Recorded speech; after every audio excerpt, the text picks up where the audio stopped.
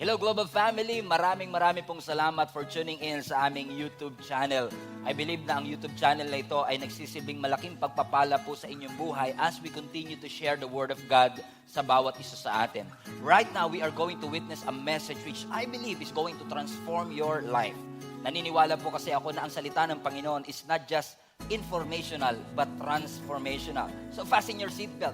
Ihanda nyo na po ang inyong mga sarili. Kung kayo po ay may mga notebook, may mga ballpen dyan, i-ready nyo na rin po because I believe that this word is going to change your perspective and the way you see the Lord.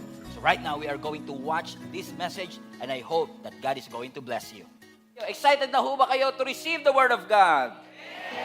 Amen. Yan ang gusto ko sa mga taga-Gia Kamanaba. Hindi natin inaantay yung unang kanta para magpainit. Kasi pag inaalala mo pa lang ang kabutihan ng Panginoon, amen. Nasa worship mode ka na kagad at gusto mo na kagad magsamamba at magpuri sa ating Panginoon. So we are grateful for all of you for coming to church right now.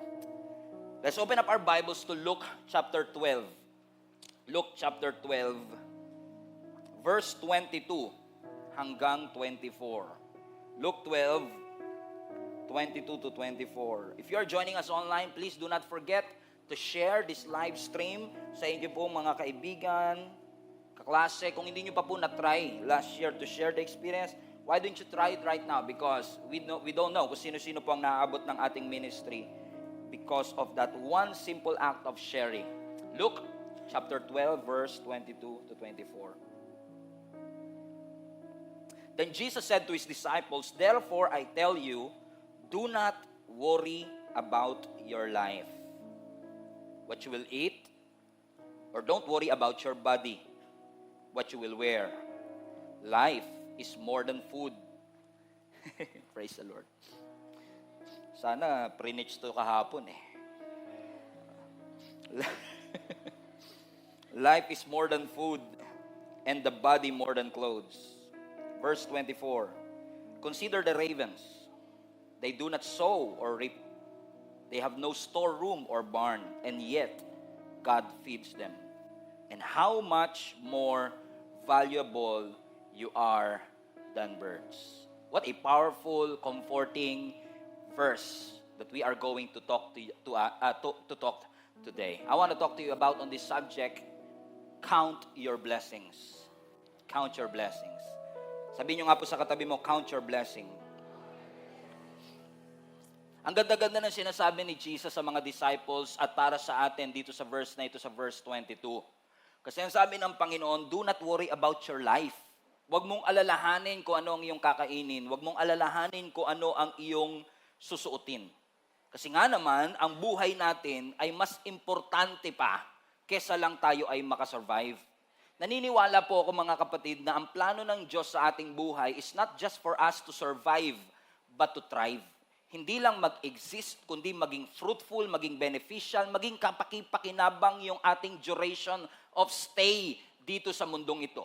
At kung uubusin natin yung ating panahon, kaka-worry ng mga mangyayari bukas, o ano kaya ang kakaharapin ko sa taong ito as we journey towards a brand new year, I believe na hindi natin magagawa ang pinapagawa ng ating Panginoon. Kapag lagi po tayong nakikinig sa boses ng kaaway, si Satanas, wala ho siyang sasabihin sa atin. Laging sasabihin sa iyo ni Satan na ang buhay ay hindi maganda.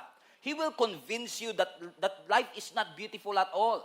That you have nothing to be grateful for sa ating Panginoon. Kapag lagi kang naikinig kay Satan, mga kapatid, lagi niyang itutulak sa atin na bilangin mo kung ilan yung mga maling bagay sa iyong buhay instead na dapat binibilang natin kung ano yung mga tamang bagay sa ating buhay. Naniniwala ako mga kapatid na kapag tayo ay nagsimulang magbilang ng mga pagpapalang natanggap natin, hindi lang noong 2022, magsimula na lang tayo mula pa lang kagabi hanggang ngayon, ay hindi na tayo matatapos hanggang bukas. Sa dami ng bagay na patuloy na ginagawa ng Panginoon sa atin, kahit paminsan ay hindi natin hiningi. Si Satan, hindi niya man manakaw ang mga blessing and opportunity sa iyong buhay. Ang nanakawin ni Satan sa iyo ay yung paniniwala at sasabihin sa iyo ni Satan na yung blessing na nakuha mo ngayon, last mo na yan. Wala nang susunod pa. Hindi niya ipapaalala sa iyo at hindi niya sasabihin sa iyo na kahit gaano kagandang pagpapala ang natanggap mo sa Panginoon, the best is still yet to come. na ang Diyos ay hindi pa rin tapos sa iyo, that there are a lot of new and great things na patuloy na ibinibigay ang Panginoon sa bawat isa sa atin. Correct? Eh, sabi mo sa katabi mo, be grateful. Amen? And do not worry, ang sabi ng Panginoon. Bakit? Kasi ang worry, it cannot change anything. Hindi nito mababago ang kahit ano paman. Sabi nga nila, ang worry, ang mababago lang nito, blood pressure mo. Kasi once na nag-alala ka, tataas yung blood pressure mo, kakaisip, ano kayang mangyayari bukas, na magugulat ka, lahat ng inalala mo, hindi naman nangyari. Hindi naman po masamang maging concern. Ang masama, mag-worry. May kaibahan mo kasi yung concerned sa worried. I'm concerned about you.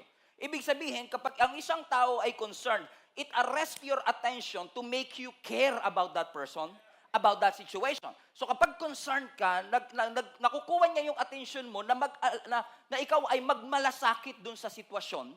At dahil ikaw ay nagmalasakit sa sitwasyon, hindi mo inuubos ang iyong energy, kakaisip ano kayang mangyayari. Instead, gumagawa ka ng paraan, china-channel mo yung energy mo to find a solution to what you are concerned about. Sa worrying, isip ka ng isip, pero hindi ka nag-iisip ng solusyon. Amen. That's the difference between worrying and caring or concern, being concerned. You are thinking about your situation over and over again, pero hindi ka nakakakuha ng solusyon. Wala kang bagong plano. Kaya nga kapag ang isang tao ay nag-aalala, ina-admit mo na kagad na talo ka. Worrying admits your defeat kasi hindi ka na nakakaisip, lagi mo na lang iniisip, paano kaya to? Ano kaya ang mangyayari sa akin? Kaya nga sinabi rin ng ating Panginoong Hesus that worrying cannot add anything to your life. In fact, ang pag-worry, it will shorten your life. Hindi ang pag-aalala nakakapangit at nakakapagpaiksi ng buhay. Sabi mo sa katabi mo, don't worry, papangit ka. Don't worry, mamamatay ka kagad. Amen. Why? Because it shortens your life. Eh, pastor, paano kung hindi ako nakapagbayad ng bills namin? Paano kapag hindi ako na-promote? Paano kapag iniwan niya ako? Paano kapag hindi niya ako iniwan? Nag-worry din yung ibang ganun eh. Iwan mo na ako. Please lang, 2023 na.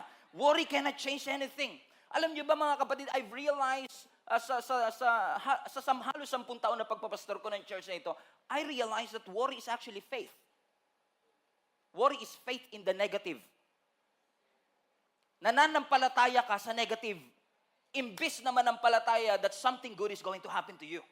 When you worry, nilalagay mo yung energy, yung faith, at paniniwala mo na wala na talagang magandang mangyayari.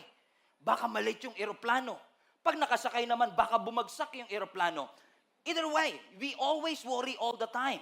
Paano kung iwan ako ng asawa ko? Paano kung hindi ako iwan ng asawa ko? Nag-aalala ka sa pera. Paano panggastos namin? Paano na sa 2023? Ano nang gagamitin ko pang tuition ng aking mga anak? Amen? Nag-worry tayo sa ating bansa, sa ating bahay, sa ating karir, sa ating aso, sa ating kapitbahay, sa ating bank account. Nag-worry tayo sa mga bagay na posibleng mangyari sa ating buhay. Kapag nag-aalala tayo na baka may masamang mangyari sa ating buhay. Correct? Kapag naman mabuti, nag-aalala ka pa rin na mabago nito ang sitwasyon ng iyong buhay. Worry cannot change anything into your life. Kaya sabi mismo ng ating Panginoon, this is not a suggestion. Don't worry. Huwag ka mag-alala about anything. Because life is more than food. And your body, more than clothing. No wonder Jesus also said that you come to me if you are tired because my yoke is easy and my burden is light. Kapag kasama natin ang Panginoon, ang sinasabi niya, dapat magaang lang ang buhay. Hindi natin binibigatan. Hindi tayo nag-aalala sa pwedeng maging sitwasyon ng ating buhay. Kaya nga pong mga kapatid, ngayong araw na ito, naniniwala ako na sa unang araw ng taong ito at sa unang Sunday ng taong ito, gusto tayong turuan ng Panginoon na magdesisyon ngayon para sa magiging susunod na takbo ng ating buhay. Tayo ba ay mag-aalala o tayo ay sasamba sa Panginoon? Tayo ba ay mag-aalala o tayo ay magpapasalamat sa Panginoon sa lahat ng bagay na ginawa ng Diyos? Naalala ko yung mga Israelites sa pamumuno ni Jehoshaphat, nung sila ay nakaharap ng three different armies na innumerable. Hindi nila mabilang sa sobrang dami at hindi naman maitatanggi na even si Jehoshaphat na hari nila ay nangamba at nag-alala. In fact, natakot siya. Ano ang sabi ng 2 Chronicles chapter 20 verse 12? O our God, won't you stop them? We are powerless against this mighty army that is about to attack us. Hindi pa ina-atake. Hindi pa dumarating yung kinabukasan. Pero ang sinasabi niya, sa conclusion ko, powerless kami. Hindi namin to kayang pahintuin. Next, we don't know what to do, but we are looking to you for help. Verse 15, and he said, listen, all you people of Judah and Jerusalem, listen, King Jehoshaphat, this is what the Lord says. Don't be afraid. Don't be discouraged by this mighty army, for the battle is not yours, but God's.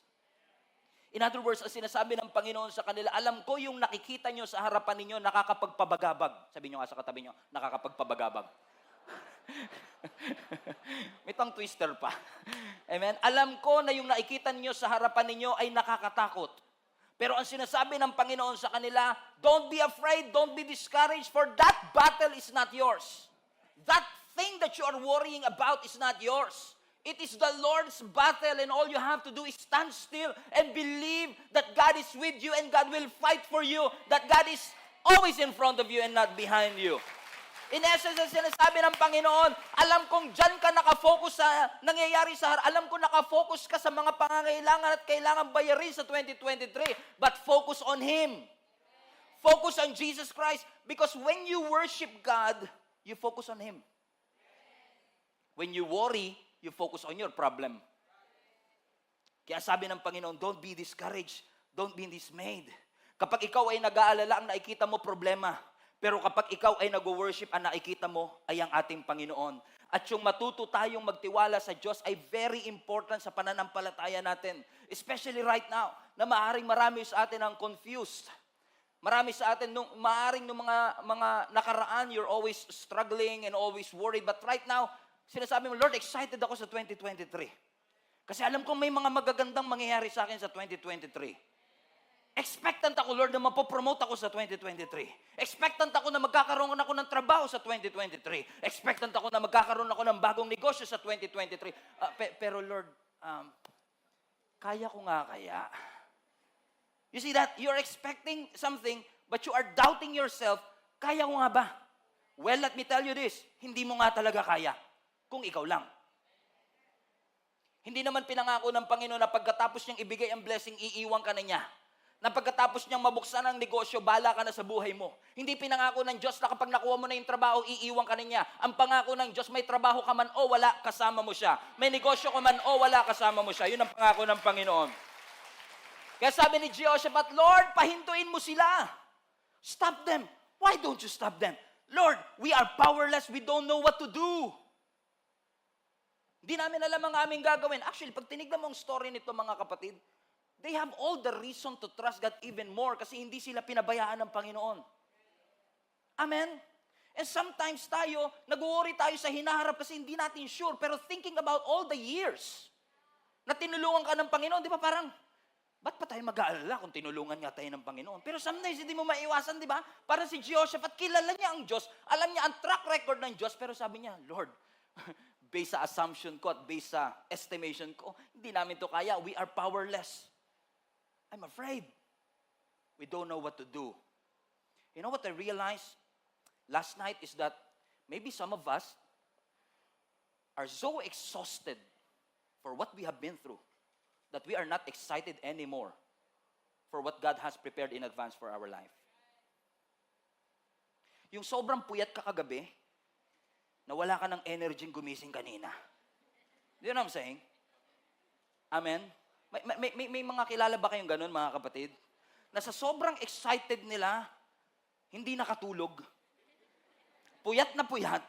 At pagdating nung kinaumagahan, wala na silang energy because all their energy were already exhausted nung gabi pa lang. May kilala ba kayong ganun, mga kapatid? That they are not excited anymore na umasa sa Panginoon. I mean, like, sabi ko nga kay Lord, ito pag-uusapan. I mean, pag nag-search sila ng YouTube ng mga preaching ko, ang daming kong preaching about this. Ang sinasabi lang ng Panginoon sa atin, this is a message that needs to be reminded over and over again because this is also the sin that we keep on doing over and over again. Worrying is a sin. Let me repeat. Worrying is a sin. No, amen. Let me repeat again. Ang pag-aalala ay kasalanan. Kasi tinatanggal mo ang iyong pagtitiwala sa Panginoon at binibigay mo sa inaalala mo. Pastor, di mo alam ang pinagdaanan ko. Dinurog ako ng 2022, Pastor. Wasak na wasak ang puso ko ng 2022 sa lahat ng bagay. It's been a rough year. It's been a long journey. It's been a difficult journey for my life. Hindi tayo nagpapaligsahan ng pahirapan ng taon. Okay? And some of you are tired of all the stuff that you went through ng 2022. Na nung dumating yung 2023, hindi ka na makatalon. Ilang taon na akong tumalon, Pastor? Hindi naman ako tumangkad. Ilang taon kami nananalangin, hindi naman niya sinagot. I'm so tired and stressed of what I have been through sa 2022, lalo na sa trabaho ko. Gusto ko na mag-resign. E di mag-resign ka. E paano naman ang pamilya namin, Pastor? E di maghanap ka na ibang trabaho. E paano ko walang tumanggap sa akin, Pastor? May kilala ho ba kayo yung sinabi niya, magre-resign na ako. 6 years later, nandun pa din. Lalo yung mga asawa nyo, pag uwi nyo ng bahay, magdadabog ka, pa! Ayoko na talaga sa trabaho ko. Magre-resign na talaga ako. Sabi ng asawa mo, di mag-resign ka. Eh, paano tayo kakain? 6 years later, pak! Magre-resign na talaga ako. O, 6 na taon na yan, ha? Amen? Because you're so tired and stressed about your job, and tired and stressed because of the relationship that hurt you, tired and stressed of the mess that you are going through sa iyong pamilya, and you don't have an energy to fight any longer para sa next year. Burdened with so many struggles that you face, that you don't have an energy to believe that this new year is going to be better than the last year. I just want to remind all of you, mga kapatid, that all of us wants the next season and the next year of our life to be better, correct? Pero kung di ka mag-iingat, yung 2023 ay magiging kapareho lang ng 2022 if you don't change anything in your life today. Amen. If 2020 to 2022 has been a worrying year for you, and you keep on worrying and keep on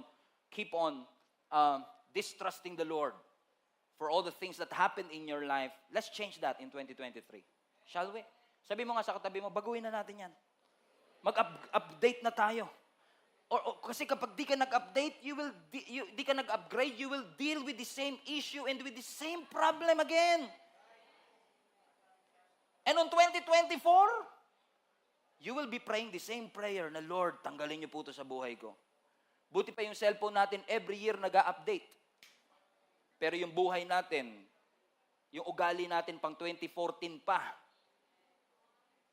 hindi pa rin natin binabago. Sabi mo sa katabi mo, parang ikaw ang topic ni Pastor ngayon. Hindi rin naman natin masasabi na hindi natin alam kung paano lumaya kasi tinuruan tayo ng Panginoon na lumakad ng malaya. Dinedelay mo lang talaga yung deliverance mo kasi masyado kang in love sa nakaraan. Masyado kang in love sa kung nasaan ka man naroon at iniimbitahan tayo ng Panginoon. Let's go to that other side. Stop worrying that 2023 is going to be scary and 2023 is going to be difficult and challenging. It will be difficult. It will be challenging. Pero ang pangako ng Panginoon, magiging kasama natin siya. Stop postponing your peace. Stop delaying your deliverance. And start trusting right now that whatever it is that is going to happen, kahit walang assurance, alam natin na yung assurance na kasama natin ng Panginoon, laging nandyan. Naalala niyo si Peter? Gusto niya lumakad sa tubig kasi nakita niya si Jesus na lumalakad sa tubig. You remember that story? At sabi niya, Lord, if it is you, command me to walk on water. And sabi ni Jesus, come. And sabi ng scripture, Peter got out of the boat and walked on the water. That's interesting. And when we read that, parang binabasa natin na parang normal lang. Wala pong taong lumalakad sa tubig. Hindi na tayo dapat magulat na si Jesus lumalakad sa tubig. Pero si Peter nakalakad sa tubig is a miracle. Pero what's even more miracle, para sa akin, is that nung inimbitahan siya ng Panginoon, humakbang agad siya at di siya nagsalita. Knowing Peter, he might ask a few questions before.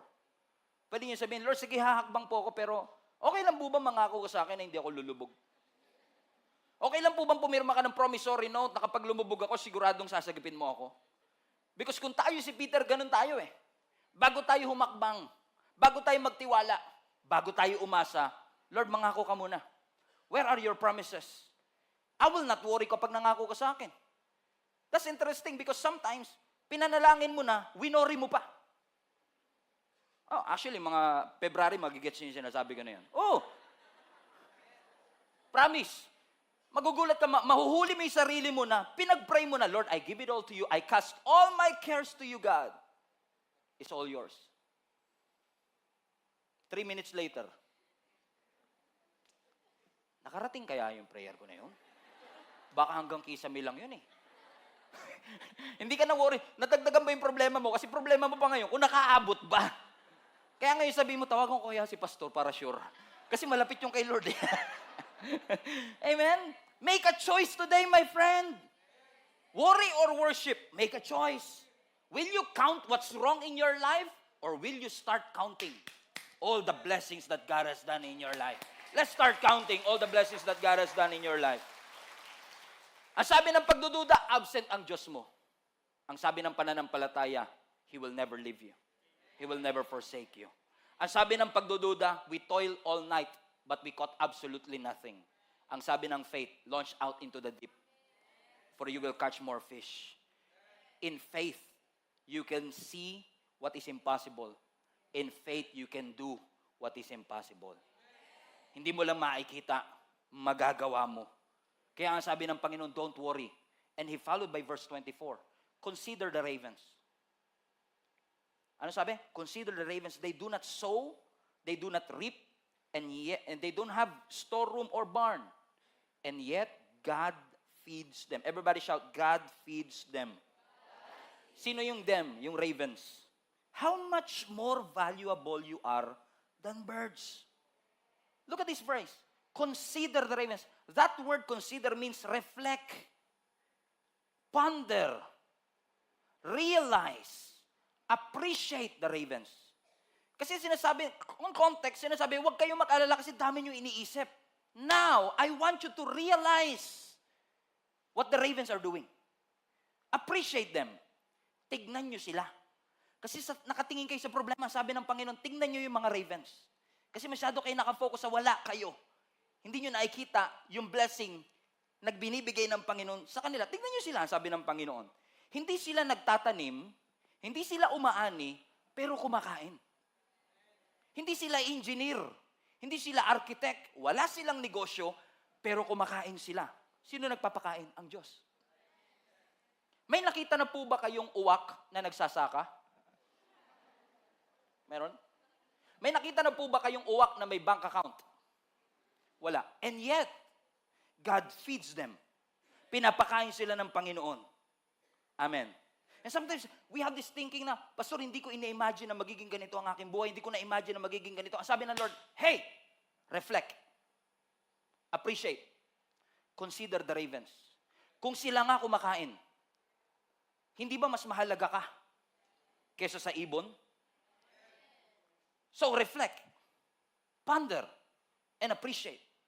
And I've realized, mga kapatid, marami tayong blessing, hindi natin mabilang kasi hindi natin makita. Let me repeat. Marami kang blessing, hindi mo mabilang kasi hindi mo makita.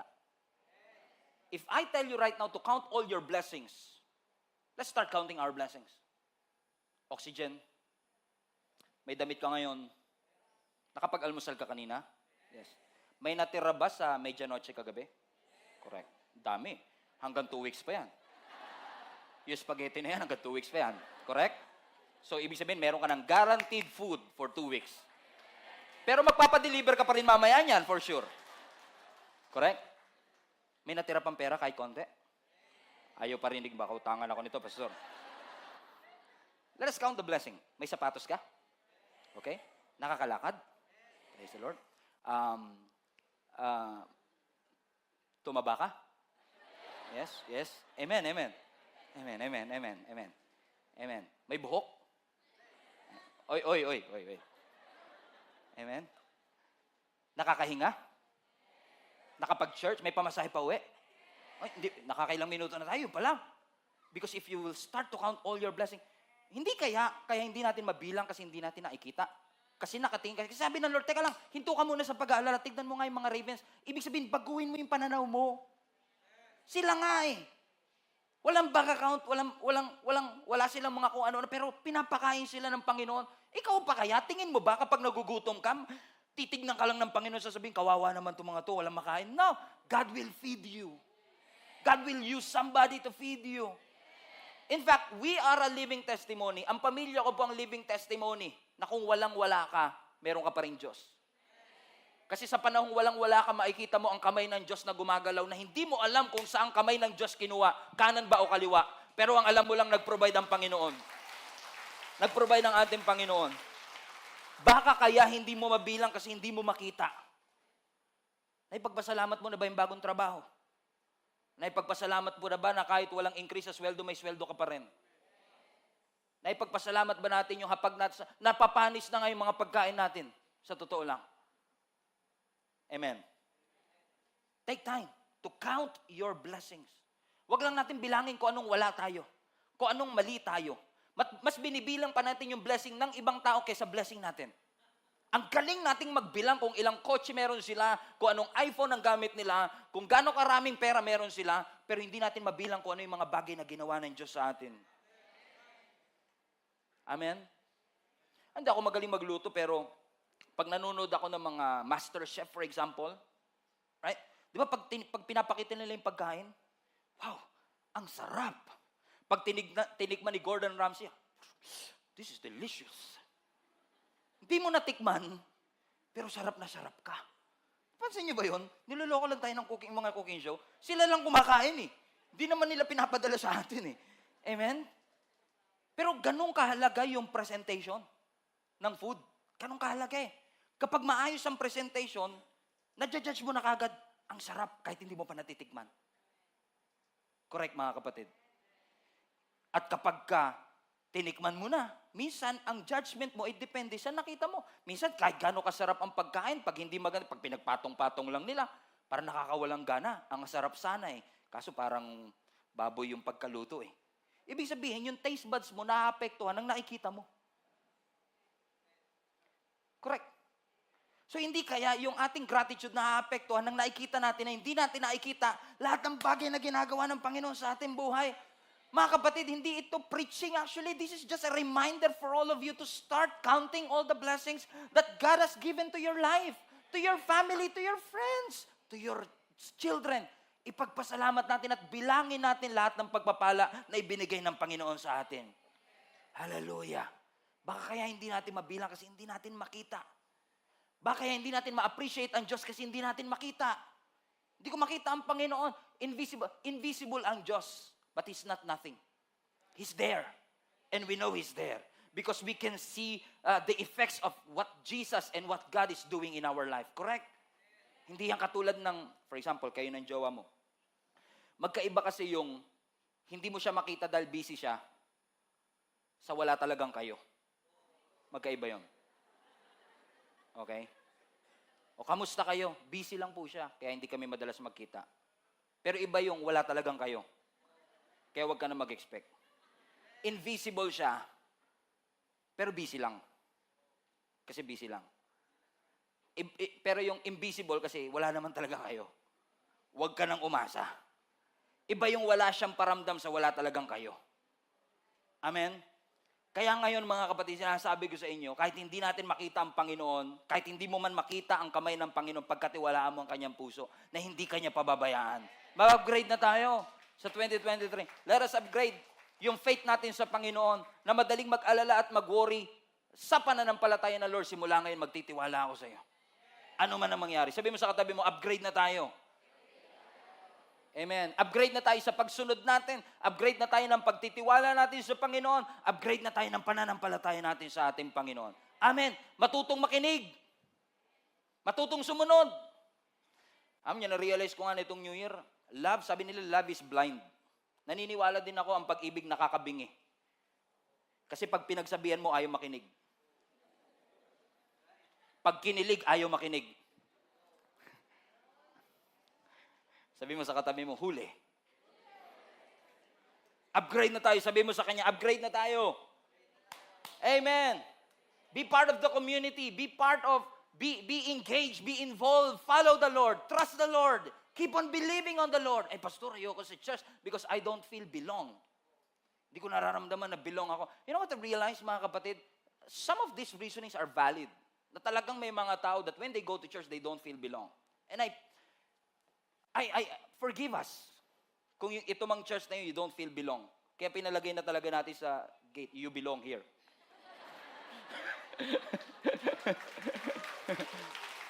Oh, praise the Lord. Pero, hindi lahat na nagsasabing I don't feel belong, talagang hindi sila feel belong. Baka ang ibig mo lang sabihin, kaya ayoko sa barkada na yan, I don't feel belong. Ang ibig mo lang sabihin, you don't feel tolerated. Magkaiba kasi yun eh.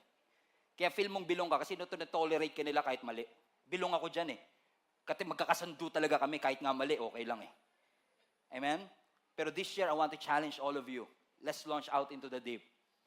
Let's stop worrying, stop these things na, tanggalin na natin yan. Mag-level up na tayo because it's a start of your faith to the Lord. Nasabihin mo sa laga, Lord, simula ngayon, I will keep trusting you no matter what.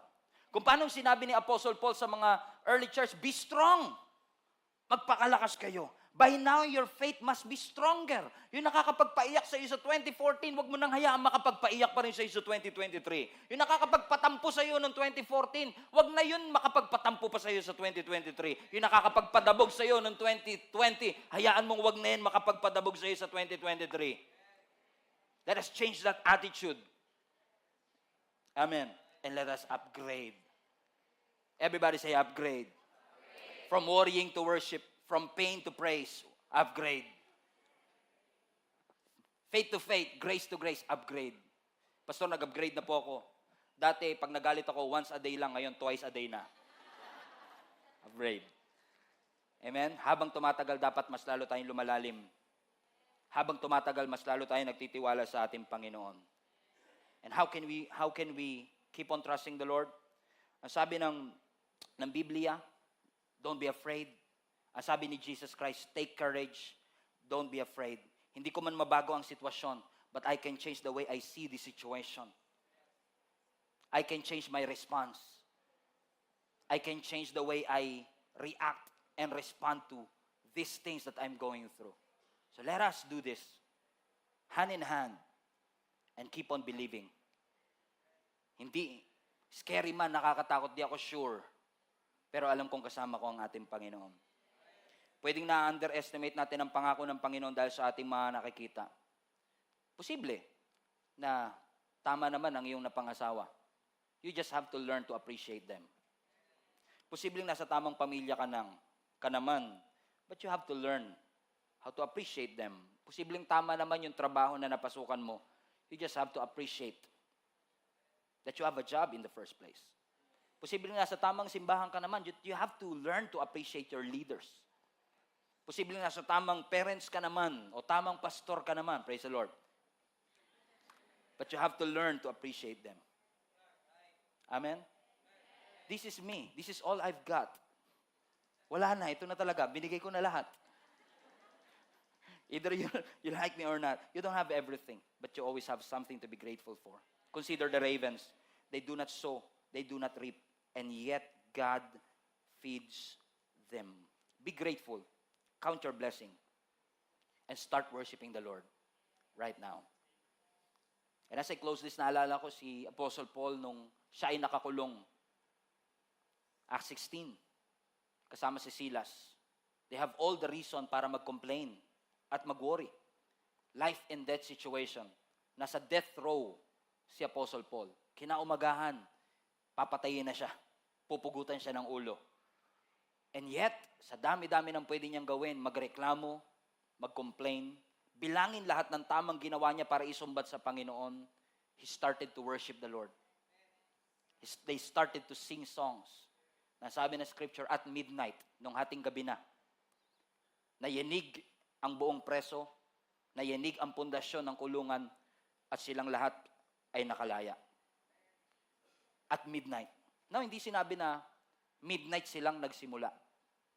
Ang sabi lang, nung dumating ang hating gabi, habang sila ay nagpupuri, nayanig ang pundasyon. Magkaiba yung nagsimula sila ng hating gabi sa inabot sila ng hating gabi. Alam niyo yung mga nanay natin, huwag ka munang kakain, di pa alas 12. Nung kahapon, huwag ka munang kakain, di pa alas 12. Or kami naman, kagabi, sige kumain ka lang dyan hanggang abutan ka ng hating gabi. You know what I'm saying? Na hindi ka hihinto hanggat abutan ka ng hating gabi. And it was implied in the scripture that they already singing for quite a long time na inabot na sila ng hating gabi. Just think about if you are Apostle Paul and you've been singing for hours and nothing happened. Wala nangyayari. Alas 8 nagsimula na kayo, wala naman nangyayari, hindi kayo lumalaya. And yet, after few hours of singing and worshiping the Lord, narinig sila ng Panginoon. Pinalaya sila ng ating Panginoon. Mga kapatid, I want to encourage you right now. Huwag mong sukuan. I know some of you have been praying for quite some time already. You've been singing and worshiping, attending the church, praying to the Lord for years and years para magkaroon ng improvement, ng change, ng pagbabago ang iyong buhay, ang iyong mga anak, ang trabaho mo, ang karir mo, ang pag-aaral mo. And you cannot see anything happening in your life. Just keep on doing it. Just keep on praying. Just keep on worshiping. Huwag mo hintuan. Manalangin ka lang ng manalangin, ng manalangin, ng manalangin, hanggang makita mo ang sagot ng Panginoon sa iyong mga pananalangin. Na ang panalangin natin hindi lang pag-emergency. Na ang panalangin natin ay hindi lang kapag may problema tayo o malungkot tayo o nasa ospital tayo o tinaningan tayo ng doktor. Ang ating pagpupuri ay magsisimula ngayon din. Kahit patakot ako sa kakaharapin ko sa 2023, magsisimula ngayon. Hindi ang pag-aalala, kundi ang pagpupuri sa Panginoon. Magsisimula ngayon ang pagtaas ko ng kamay ko bilang pagsuko dahil alam kong hawak ng Panginoon ang aking future. Hindi ko man alam kung anong susunod na mangyayari sa akin. Hindi ko alam kung anong mangyayari sa aming pamilya. Hindi ko alam kung magkakatotoo ba yung sinasabi ng doktor na pwede akong bawian ng buhay ngayong taon. Hindi ko alam kung tatagal pa ba ako sa trabaho. Hindi ko alam kung buhay pa ba ako at makaka-survive pa ba ako sa taong ito. Pahina ng pahina ang aking katawan, pahirap na pahirap ang aking sitwasyon, palalim ng palalim ang aking nararamdaman, pero naniniwala ako na sa tulong ng ating Panginoon, kung ilalagak ko ang lahat ng aking alalahanin sa Kanya, kung mas pipiliin kong sumamba kaysa magreklamo, kung pipiliin kong magpuri, kaysa alalahanin ang lahat ng mga bagay na aking kinakatakutan, naniniwala ko na ang aking buhay sa kamay ng Diyos, hindi man laging maganda, alam kong lagi ko siyang kasama. Nandiyan ang Panginoon. Lord, ang aming puso, lalo ang mga magulang, Panginoon, na narito ngayon ay maaaring nag-aalala sa aming kinabukasan. Maaaring ang mukha namin doesn't show it. Maaaring hindi ito napapansin ng mga taong malapit sa amin. Pero ikaw ang nakakaalam ng tunay naming nararamdaman. Excited kami, Lord, sa 2023. But at the same time, Lord God, may mga takot at pag-aalala o maaaring pagdududa na maaaring from time to time ay pumapasok sa aming kaisipan. At nagtitiwala kami, Panginoon, na ang bagong taong ito ay magiging taon na kung paano sinabi mo sa amin. Lord, I pray that you would continue to level up our faith sa 2023. That we will trust you even more. Na mas magiging malalim yung aming pananampalataya sa iyo. Na kung may mga pagkakataon na mas binibilang pa namin yung mga bagay na kulang, mali, mas binibilang namin ang aming kahinaan, mas binibilang namin, O Diyos, yung mga kakailanganin namin, Panginoon, mga bagay na wala sa amin, hayaan mo that all of us will learn to count all the blessings that you have done and given sa amin nung nakaraang taon. And believe, Lord God, that all these blessings are testaments and memorials of what you can do. You've proven to us, Panginoon, na hindi mo kami iniwan. You've proven to us na nag-provide ka. Pinatunayan mo sa amin na nagpagaling ka. Pinatunayan mo sa amin na iningatan mo kami. Pinatunayan mo sa amin, Panginoon, na hindi ka nagkulang sa amin. At patuloy kaming magtitiwala sa iyo, Panginoon. Patuloy kaming sasamba sa iyo. We all have the reason to worry. We all have the reason to fear. We may have a reason to doubt, Panginoon. Pero ngayong araw na ito, we will choose to trust you, worship, praise, give thanks, and count the blessings that you have given to each and every one of us.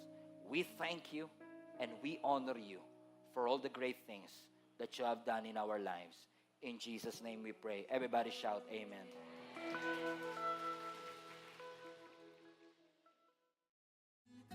Hello Global Family, you made it this far. Once again, marami pong salamat for tuning in and I pray na yung salita pong ating napakinggan ay makapagbigay po ng conviction.